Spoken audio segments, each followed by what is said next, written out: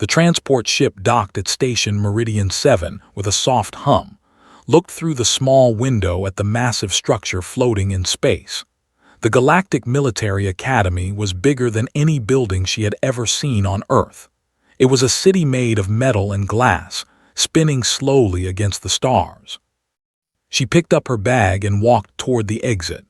Other recruits pushed past her, most of them twice her size. A with glowing stripes on his chest bumped her shoulder without looking down.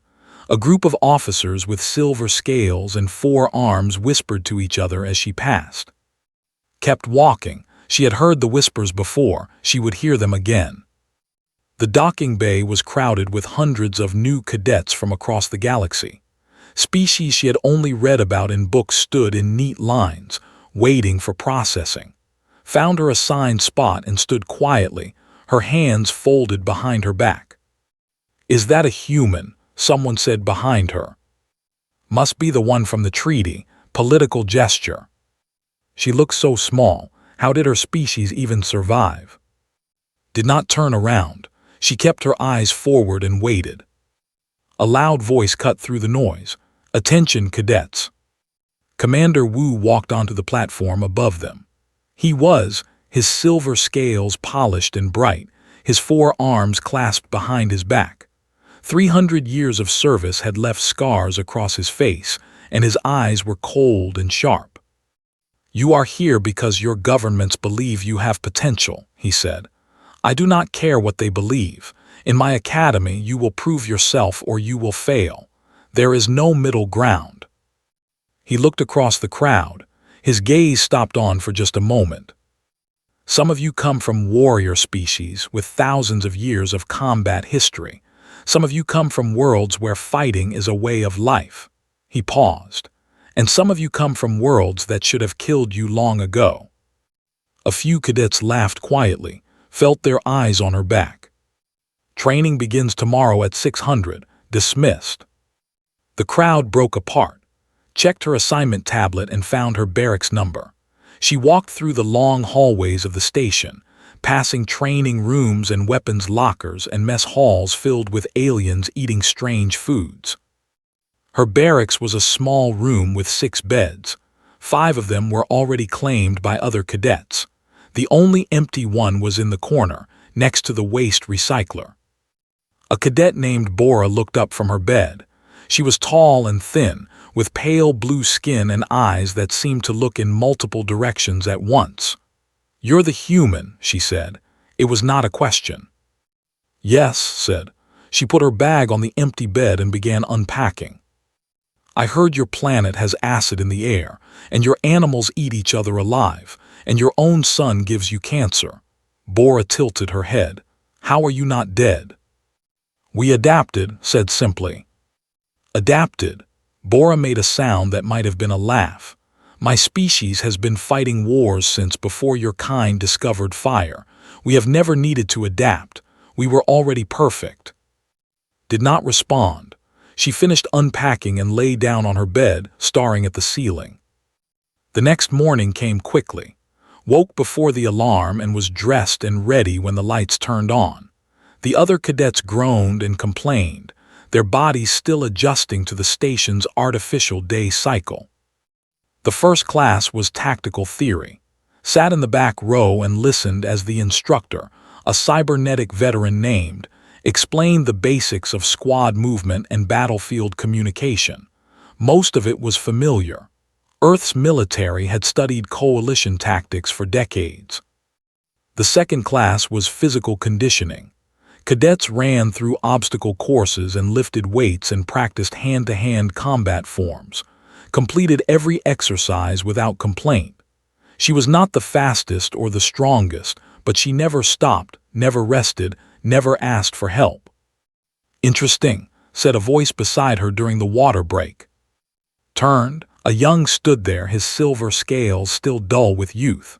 He was smaller than most of his species, barely taller than herself. He said. "I was assigned as your orientation partner. I apologize for not introducing myself earlier." "It's fine," said. "I watched you during the conditioning course. Your technique is very efficient. You waste no movement." He paused. "But you also do not push yourself to your limit. You are holding something back." Looked at him for a long moment. "How old are you?" 23 cycles, young for my species." "I'm 22 years, old for a human to start military training." She took a drink of water. "We learn early that showing everything you have is a good way to get killed." "Considered this. Your species is strange," he said finally. "You come from a world that should have destroyed you. You live short lives. You are small and fragile. And yet here you are, training beside species that have conquered star systems." "Yes," said, "here I am." That night lay in her bed and listened to the station hum around her. Through the small window, she could see distant stars burning in the darkness. Earth was out there somewhere, a tiny blue dot circling an ordinary yellow sun. Her grandmother had told her stories about the old days before first contact, about wars and plagues and disasters that should have ended humanity forever, about how they had survived anyway, again and again, through stubbornness and spite and a refusal to simply lie down and die. "We are not the strongest," her grandmother had said. "We are not the fastest. But we are still here, and that means something." Closed her eyes and slept. Tomorrow would bring new challenges. She would face them the same way her species had faced everything else. One step at a time, one breath at a time, until the end. 3 weeks passed at the academy, learned the routines and followed them without complaint. She woke early, trained hard, studied late, and spoke only when necessary. The other cadets had stopped noticing her. She was just the small human in the corner, unremarkable and forgettable. That changed on the day of the sparring tournament. Instructor gathered all the cadets in the main combat hall. The room was massive, with high ceilings and observation platforms on every side. The floor was covered in soft material that absorbed impacts, and the walls were lined with weapons and training equipment. "Today you will test your skills against each other," announced. His cybernetic eye glowed red as he scanned the crowd. "Standard rules apply, non-lethal force only. The match ends when one fighter yields or cannot continue. Winning is not everything. I will be watching your technique, your control, and your ability to adapt." The cadets murmured with excitement. Combat was what they had trained for. This was their chance to prove themselves. Names were called randomly, watched as cadets fought in pairs, some matches lasting minutes, others ending in seconds. They were fast and precise. They used their forearms to overwhelming advantage. They relied on their strength and sharp claws. Cadet called, Cadet Sung. The room went quiet. Sung was the who had bumped her on the first day.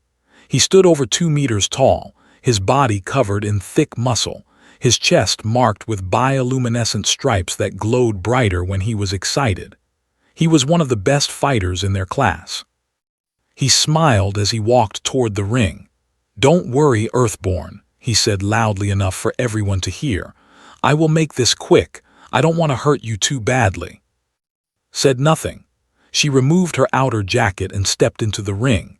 She wore only her basic training clothes now, her arms and legs bare. She looked very small standing across from the massive. The observation platforms filled quickly. Word had spread through the academy. Everyone wanted to see what would happen to the human.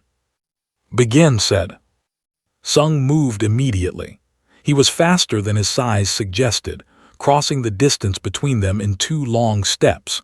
His forearms swept toward her in a wide pattern, claws extended, designed to trap and crush. Dropped. She fell beneath his arms, her body low to the ground, and pivoted on her heel. Her elbow drove into a spot beneath his secondary arm, a nerve cluster that her studies had identified as vulnerable. Sung grunted in surprise and pain. His right side went numb. Before he could recover, swept her leg against the back of his knees. He stumbled. She was already moving, climbing his back like he was a mountain, her arm wrapping around his thick neck. Sung roared. He thrashed and spun, trying to throw her off. His claws reached back, scraping against her arms, drawing thin lines of blood, but held on. Her grip tightened. Her muscles strained. Her teeth were bared, her eyes focused on nothing but the task. That was stronger, much stronger, but strength meant nothing if you could not breathe. Sung's movement slowed. His face changed color. His hand stopped reaching and started tapping against his own leg. He was yielding. Released him and stepped back. Sung fell to his knees, gasping for air, his bioluminescent stripes flickering weakly. The combat hall was completely silent. Instructor stared at his tablet, checking the match data. Time, 94 seconds. Winner, Cadet. Still no one spoke. Walked out of the ring, picked up her jacket and returned to her place among the other cadets. Blood dripped from the scratches on her arms. She did not seem to notice. Found her after the tournament. She was in the medical bay, a machine spraying healing compounds on her wounds. That was impressive, he said. It was necessary, replied. How did you know about the nerve cluster? That information is not in the standard training materials. I studied, watched the machine work. My species cannot match others in strength or speed or natural weapons, so we learned to find weaknesses instead. Every species has them. Every body can be broken if you know where to push. Was quiet for a moment. The other cadets are talking, some are angry, they say you cheated. How? They cannot explain, they just know that a human should not have beaten her. He paused. They will come for you now, you understand this. Looked at him, her eyes were calm, almost peaceful. Yes, she said, I understand. And you are not worried. She turned back to watch the healing machine finish its work. My grandmother told me something once. She said that humans have always been small and weak compared to our predators. Lions, bears, wolves, sharks, all bigger, all stronger, all faster. What happened to them? We killed them, flexed her newly healed arm. Almost all of them. We hunted them until they were nearly extinct, not because we were better than them, but because we refused to stop. We followed them until they collapsed from exhaustion. We worked together in groups. We made weapons from sticks and stones, and we never ever gave up. She stood and pulled her jacket back on. Let them come, she said. I have been waiting for predators my whole life. The attacks began the next day. They were small at first. A cadet bumping into in the hallway and demanding an apology. A training partner who struck too hard during practice and claimed it was an accident. Equipment that malfunctioned during her exercises, forcing her to work harder than everyone else. Handled each situation quietly. She apologized when bumped. She continued training despite the bruises. She fixed the broken equipment herself and finished her exercises on time. But the other cadets were not satisfied. They wanted to see her fail. They wanted to prove that a human did not belong among them. Bora was the first to challenge her directly. Found in the mess hall, eating alone at a corner table. Bora slammed her tray down and sat across from her. You embarrassed Sung, Bora said. He was my friend's match partner. Now everyone thinks he is weak. I did not embarrass him, said calmly. I want to fight. That is what we are trained to do. You are trained to lose. Bora leaned forward, her multiple eyes narrowing. You are here as a symbol, a political game. You are not meant to actually compete with real warriors. Then the politicians made a mistake. Bora stood suddenly, her chair scraping against the floor. Tomorrow, Training Hall 4, private match. No instructors, no rules. No, said. The blinked no.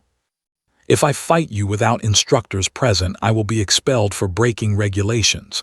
If I refuse, you will tell everyone I am a coward. Took another bite of her food. Either way, you win. I am not stupid, Cadet Bora. Anger flashed across Bora's face. Then I will find another way. I know you will, looked up at her, and when you do, I will be ready.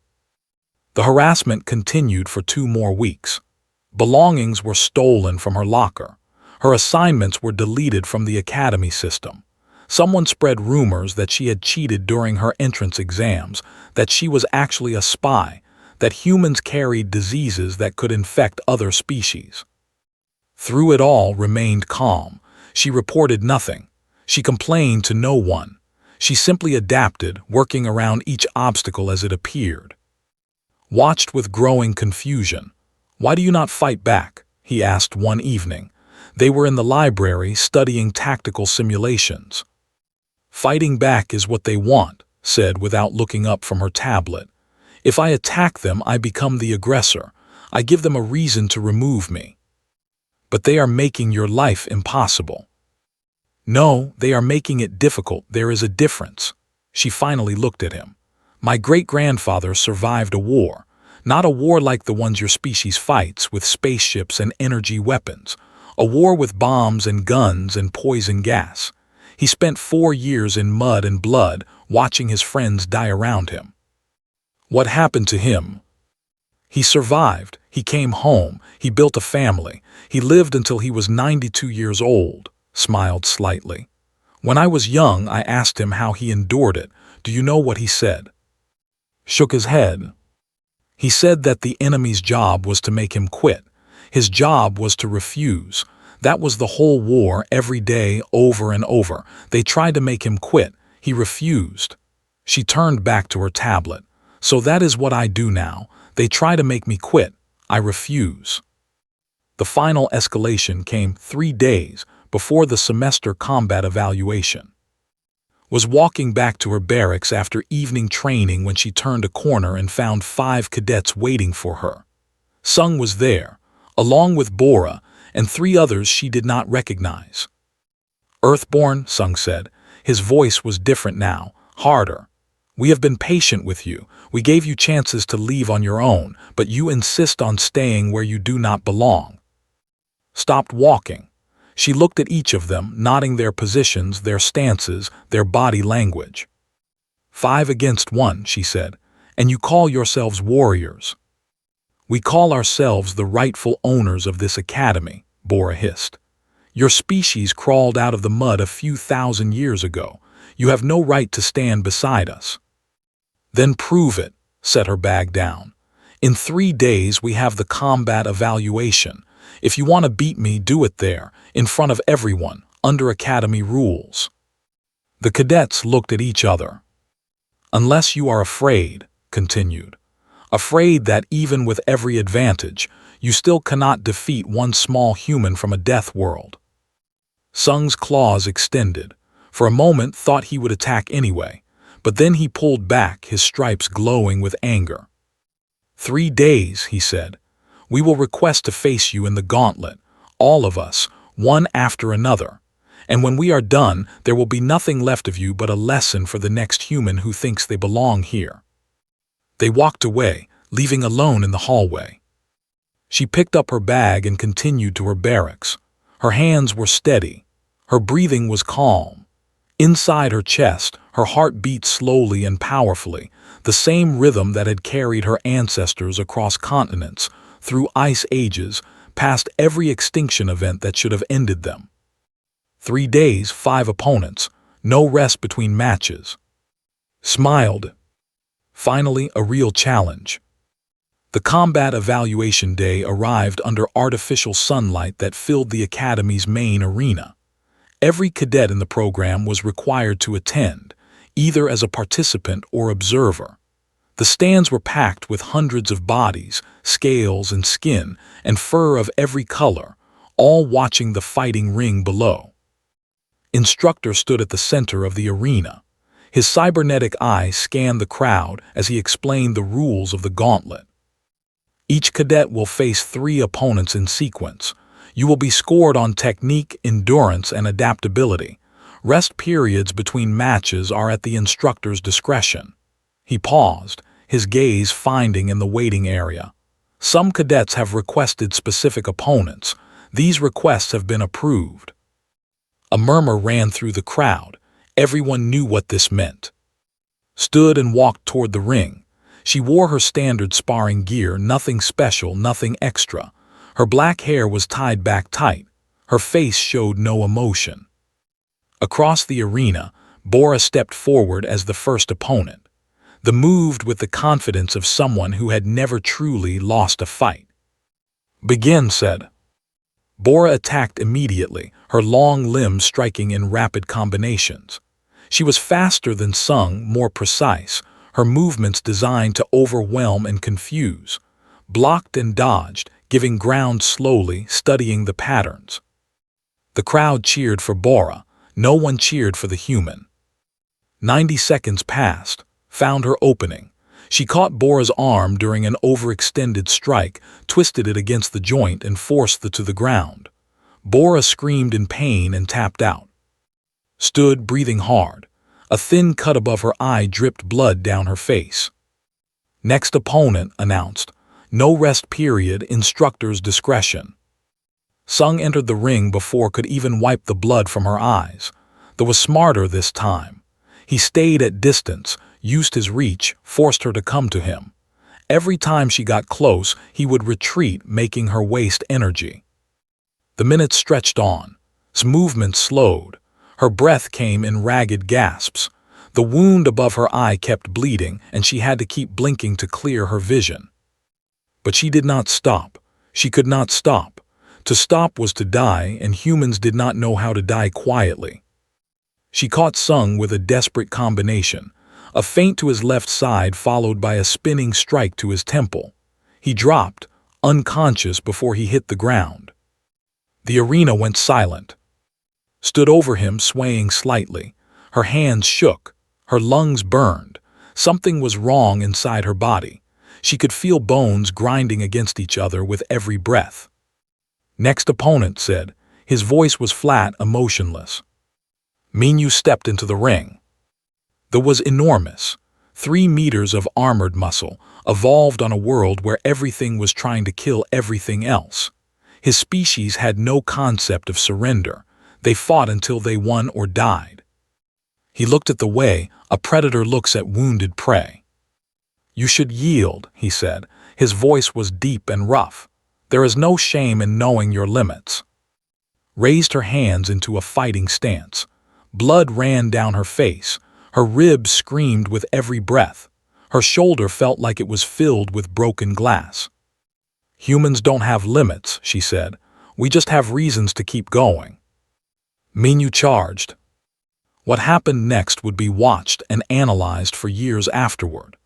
The Academy's security systems recorded everything in perfect detail, and those recordings would become required viewing for every future cadet.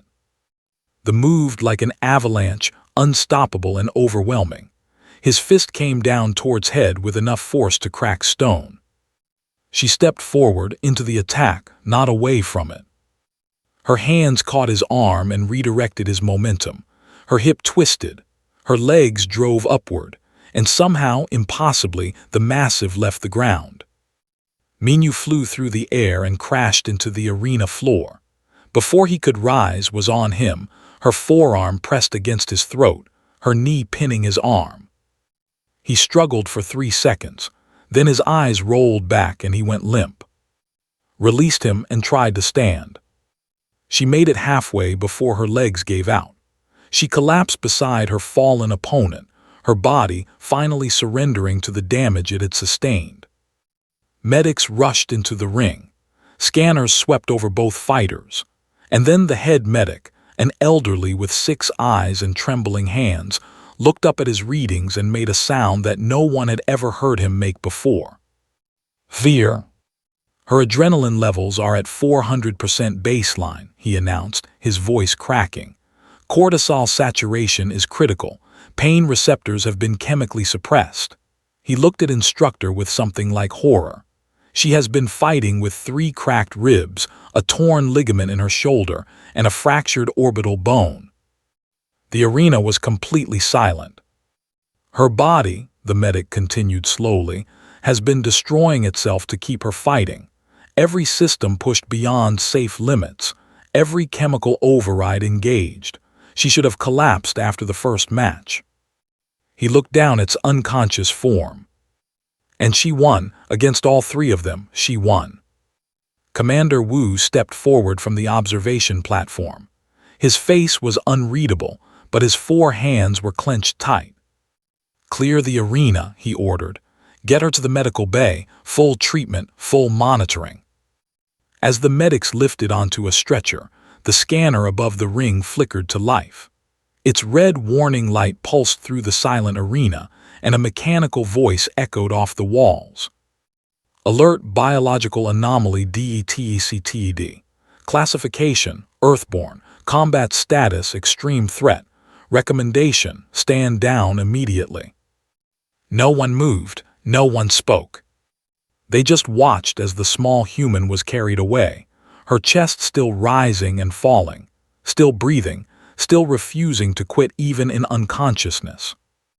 The Menu was the first to bow his head in respect. He was not the last. Woke to the soft hum of medical machines. White light filled her vision, slowly focusing into the clean lines of the Academy's medical bay. Her body felt strange, numb in some places, tingling in others, but the pain was gone. She tried to sit up. Gentle hands pushed her back down. "Rest," said. He sat beside her bed, his silver scales dull with exhaustion. "You have been unconscious for 3 days. The doctors say you need at least another week before you can return to training." Blinked slowly. 3 days. Your body needed time to repair itself. The damage was extensive. He paused. The doctors say any other species would have died. Your organs should have failed. Your heart should have stopped. But it didn't. No, it didn't. Looked at her with an expression she could not quite read. "There are people here to see you, important people. Are you ready?" Before could answer, the door opened. Commander Wu entered first, his 4 arms clasped behind his back, his face as unreadable as ever. Behind him came 3 figures in robes that recognized from her studies, Coalition Council members, the highest authorities in galactic governance. The last to enter was an ancient, her blue skin faded to pale gray, her eyes clouded with centuries of life. She moved slowly, supported by a floating chair, but her presence filled the room. "Cadet," Commander Wu said, "this is Elder of the Coalition Council. She has traveled a great distance to speak with you." Tried to sit up again. This time no one stopped her. Elder floated closer, her ancient eyes studying space. "Do you know why humans were restricted from military academies for the past 40 years?" she asked. Her voice was soft but clear. "No," said. "I was told it was politics." "It was fear." The elder's chair settled beside the bed. 40 years ago, during first contact between Earth and the Coalition, a human ambassador was attacked by extremists. They were armed professionals, 9 of them trained to kill. She paused, letting the silence build. The ambassador was a 63-year-old woman named Dr. Park. She had no weapons. She had no combat training beyond basic self-defense. She was attending a diplomatic dinner when the attack began. Listened without speaking. She killed all 9 of them. Elder's voice dropped lower. With her bare hands, in less than 4 minutes, security footage showed her moving in ways that should have been impossible for her age and size. Her body produced chemicals that suppressed pain and enhanced strength beyond measurable limits. She did not stop fighting until every attacker was dead. "What happened to her?" asked. "She survived." She apologized for the mess. Then she asked if dinner was still being served. A thin smile crossed the elder's face. She lived another 22 years and died peacefully in her sleep, surrounded by family. Commander Wu stepped forward. After that incident, the Coalition conducted extensive research on human biology. What they found terrified them. He activated a holographic display above's bed. Images and data scrolled past, charts showing hormone levels, brain scans, evolutionary diagrams. "Your species evolved on a world that tried to kill you every moment of every day. Your atmosphere is corrosive. Your gravity is crushing. Your wildlife includes apex predators that view you as food." He pointed to one of the charts. So your bodies develop systems that other species do not have, cannot have. Persistence hunting, Elder continued. Your ancestors did not outrun their prey, they followed it, for hours, for days, until the prey collapsed from exhaustion. Your bodies are designed for endurance that no other species can match. And when endurance is not enough, the commander added, your chemistry changes. Adrenaline, cortisol, endorphins. Your body can temporarily disable pain receptors, increase muscle density, enhance reaction time, and override the survival instincts that would make any other species stop fighting. Looked at the data flowing above her. You're saying humans are dangerous. We are saying humans are the most dangerous species we have ever encountered. Elder leaned closer. You are small and fragile compared to others. You live short lives. You have no natural weapons, no armor, no venom. And yet your species has survived extinction events that eliminated creatures far more powerful than you. She reached out and touched his hand. Her skin was cool and dry. You do not win by being stronger. You win by refusing to lose. You win by continuing to fight when any sane creature would surrender. You win by choosing death over defeat. Her ancient eyes held his gaze, and that terrifies us. Silence filled the room.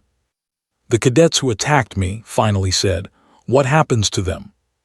Disciplinary action, Commander Wu replied. Severe. They violated multiple conduct codes. They will face consequences. No. Everyone stared at her. They were scared, continued. They saw something they didn't understand and they reacted. That's not evil. That's instinct. She looked at. I would rather have allies who learned a hard lesson than enemies who learn nothing. Elder smiled slowly. The expression transformed her ancient face, making her look almost young.